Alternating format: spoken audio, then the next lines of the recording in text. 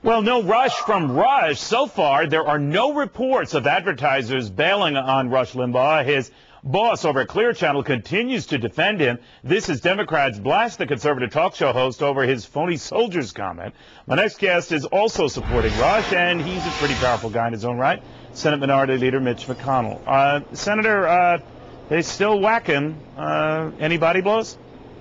Look, I read what he had to say. He's got nothing to apologize for, and he certainly said nothing to be condemned for. The Democrats are just trying to move past this outrageous ad in the New York Times by MoveOn.org calling General Petraeus, in effect, a traitor. I don't know, when we actually voted on that, about half the Democrats in the Senate voted with us to condemn the ad. They had a similar vote over in the House, and more than half of the House Democrats also voted to condemn the ad. That was something worthy of condemnation. Rush Limbaugh didn't say anything that he should regret or that we should condemn him for. All right, but it's a battle of images, I guess. And do you think either you're speaking out now or Harry Reid going to the floor of the Senate speak out against is a constructive use of time? It doesn't take much time, and what we do every day is go on record on one thing or another. That's what we do here in Washington.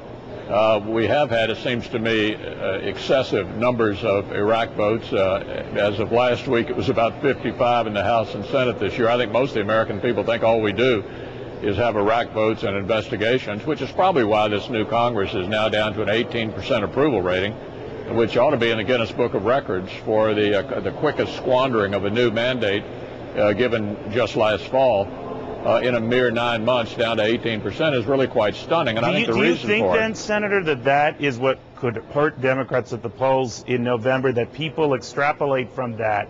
We don't think much of Congress. It's under Democratic control. We'll take it out on the Democrats. Do people go through that process? Yeah, they certainly do, and I think the new Democratic Congress, by refusing to cooperate on virtually anything, by refusing to solve some of the big problems in the country, like Social Security, for example, are clearly sending the message to the voters that the election never stopped. We had it last November, and it continues every day as a new chapter.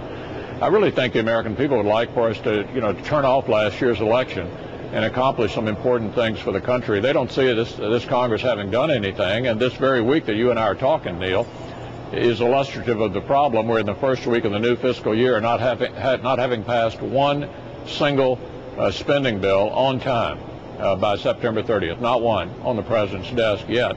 We're not doing the basic work of government here. Well, it seems to me that if you're the party that's trying to take the White House, right, Senator, you know more about these political machinations than I do. You sort of run out the clock, right? Is that what they're doing?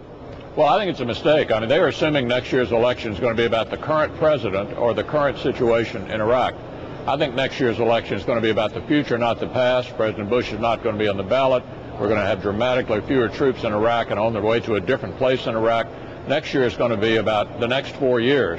And this new Congress, Neil, has been busily at work sending signals that they want to raise taxes on everyone, that they want to get rid of the secret ballot labor union elections, that they don't want to pass any trade agreements. Add it all up, you got higher taxes, more unions, and protectionism. Okay. That's what we'll be running on next fall. All right, Senator. We'll see what happens. Always good, Senator. Thank you. Thank you very much. And as he was speaking this alert, Brittany and her kids, does she get them back? A hearing expected on that very issue after this. So you can see this policy life insurance actually provides you levels of life insurance. Hey, have you seen life insurance? It's in the back. Hey, life insurance! Back here? It looks like you're getting called up to the front of the mind. You're going to the show. It's too soon. Too complicated. Not anymore. He's talking to a financial professional from Mass Mutual right now. Come on.